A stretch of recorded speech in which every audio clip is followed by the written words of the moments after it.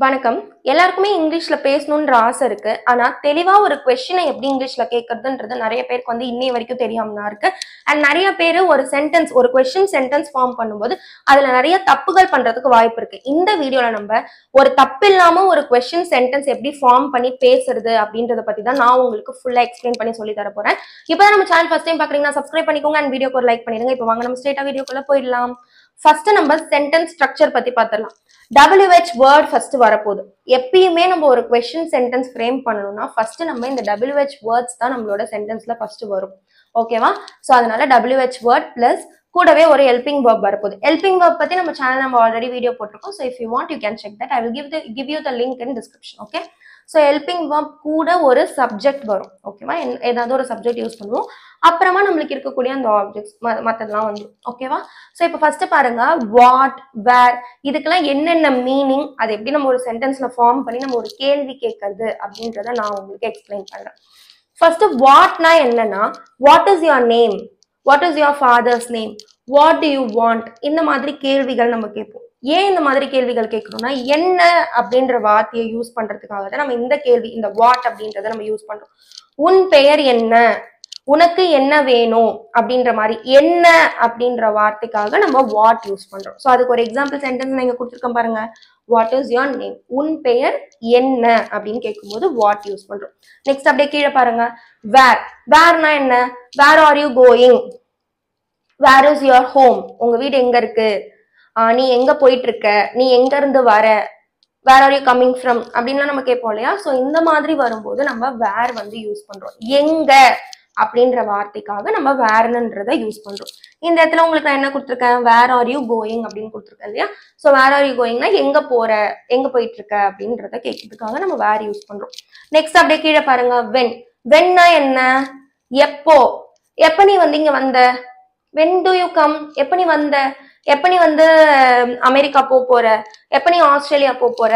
And இங்க நான் உங்களுக்கு என்ன கொடுத்துருக்கேன், எப்போ உன் பர்த்டே, எப்போ நீ என் வீட்டுக்கு வர அப்படின்னு கேட்கும்போது அப்ப எப்போ அப்படின்ற வேர்டுக்காக, இந்த தமிழ் வார்த்தைக்காக நம்ம வென் அப்படின்றத நம்ம யூஸ் பண்றோம். இதுதான் நம்மளுக்கு எப்போ அப்படின்ற வார்த்தையை வச்சு நம்ம கேள்வி கேட்கறதுக்கு நம்ம வந்து வென் யூஸ் பண்ணுவோம். ஸோ இப்போ எக்ஸாம்பிள் பாருங்க, வென் இஸ் யுவர் பர்த்டே, உன் பர்த்டே எப்போ அப்படின்னு கேட்கறது.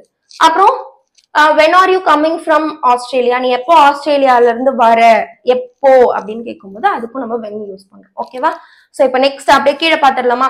இந்த இடத்துல பாருங்க, why அப்படின்னா என்னன்னா, ஏன், why are you late, நீ ஏன் லேட்டா வந்த அப்படின்னு கேட்குது. சோ அப்ப ஏன் அப்படின்றதுக்கு நம்ம whyன்ற வார்த்தையை நம்ம யூஸ் பண்றோம். ஓகேவா? சோ அப்போ why are you crying அப்படின்ற எக்ஸாம்பிள் நான் இங்க கொடுத்துருக்கேன் பாருங்க.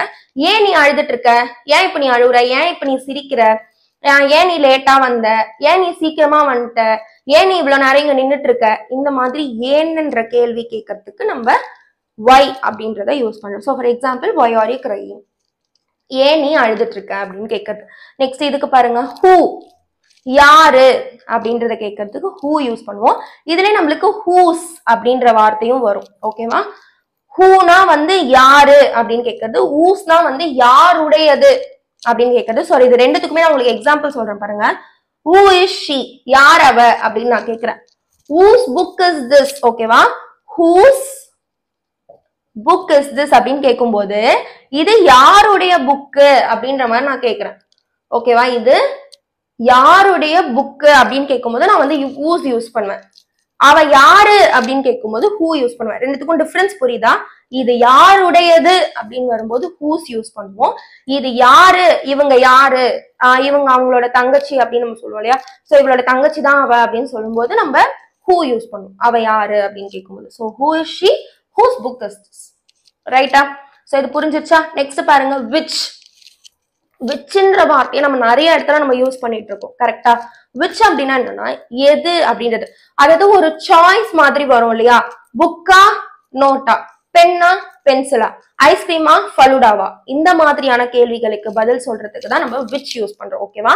இப்ப பாருங்க, which color do you like, which ice cream do you like, which book do you like, which book do you prefer coffee or tea, இந்த மாதிரி. So which snacks do you prefer, இந்த மாதிரி கேட்கறதுக்கு. ஓகேவா? டீ பிடிக்குமா, coffee பிடிக்குமா? So இதுல ரெண்டுத்துல which, எது அப்படின்ற கேள்விக்காக நம்ம which யூஸ் பண்றோம். ஓகேவா? இப்ப இந்த எக்ஸாம்பிள் சென்டென்ஸ் பாருங்க, which colour to you like, உனக்கு எந்த கலர் பிடிக்கும், எது பிடிக்கும் அப்படின்ற மாதிரி சாய்ஸ் வச்சு நம்ம கொஸ்டின் கேட்கறதுக்காக we are using which. ஓகேவா, ஈஸி, ரொம்ப ரொம்ப ஈஸி தான். கேள்விகளை புரிஞ்சுக்கோங்க, எந்த மாதிரி கேள்விகள் கேட்கிறோம்னு புரிஞ்சுக்கிட்டு எந்த வேர்ட் யூஸ் பண்ணணும்னு பார்த்தா அப்படியே சென்டென்ஸ் ஸ்ட்ரக்சர்ல போட்டு ஃபார்ம் பண்ணிட வேண்டியதான், முடிஞ்சிருச்சா? சோ நெக்ஸ்ட் பாருங்க, கடைசியா என்ன பார்க்க போறோம்னா அவு. அவுனா என்ன, எப்படி, எவ்வளவு, இது ரெண்டுத்துக்குமே நம்ம அவு யூஸ் பண்ணுவோம். சோ இப்போ எக்ஸாம்பிள் சென்டென்ஸ் பாருங்க, how are you, நீ எப்படி இருக்க அப்படின்னு கேட்கறதுக்கு நான் இந்த இடத்துல அவு யூஸ் பண்ணிருக்கேன். அதே மாதிரி how much is this, how much is it, இப்ப நான் ஏதாவது கடைக்கு போறேன், காய்கறி வாங்குறேன்னா அந்த காய்கறி எவ்வளவு, how much is it அப்படின்னு கேட்கும்போது நான் how யூஸ் பண்ணுவேன்.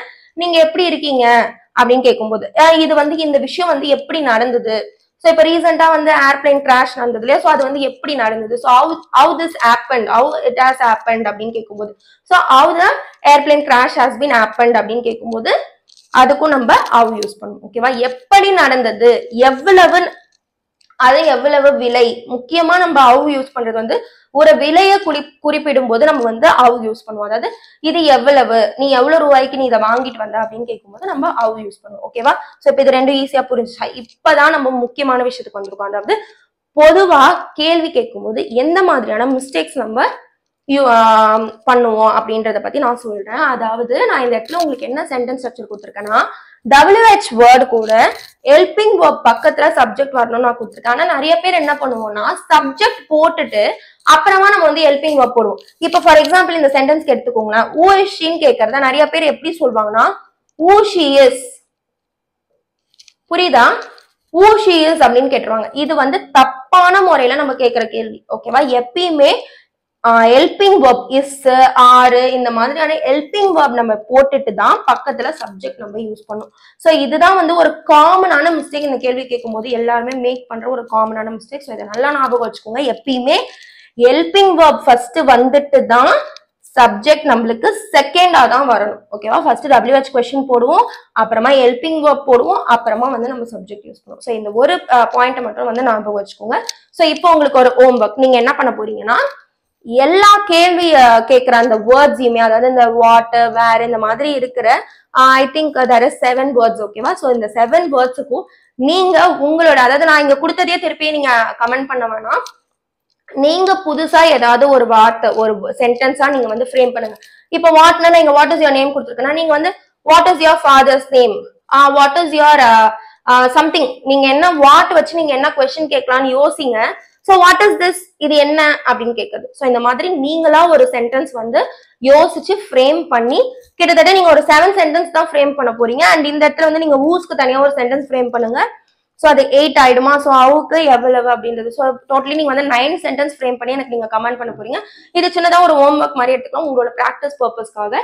இதை நீங்க வந்து கமெண்ட் பண்ணும்போது வாயால அதை வந்து சொல்லி பிராக்டிஸ் பண்ணிக்கிட்டே நீங்க வந்து எழுதுங்க. அப்பதான் நீங்க சீக்கிரமா இங்கிலீஷ்ல கேள்வி கேட்கறதுக்கு ஸ்டார்ட் பண்ணுங்க. So if this video is very useful for you, please do share with your friends and also வீடியோக்கு ஒரு லைக் பண்ணிட்டு நம்ம சேனலுக்கு சப்ஸ்கிரைப் பண்ணிட்டு பக்கத்துல இருக்க பெல் ஐகானை கிளிக் பண்ணி வச்சுக்கோங்க. நான் எந்த வீடியோ போஸ்ட் பண்ணாலும் உங்களுக்கு உடனே அது நோட்டிபிகேஷன் வரும். So you can watch it. So we are seeing the spoken English courses நம்ம போயிட்டு இருக்கு. ஸோ நிறைய வீடியோஸ் வந்து உங்களுக்கு ரொம்ப யூஸ்ஃபுல்லா இருக்கு, நிறைய பேர் கமெண்ட் பண்றீங்க, லைக் பண்றீங்க, ஷேர் பண்றீங்க. So I am very very happy for this. So next வீடியோல நான் உங்க எல்லாரையும் பார்க்குறேன். Bye friends.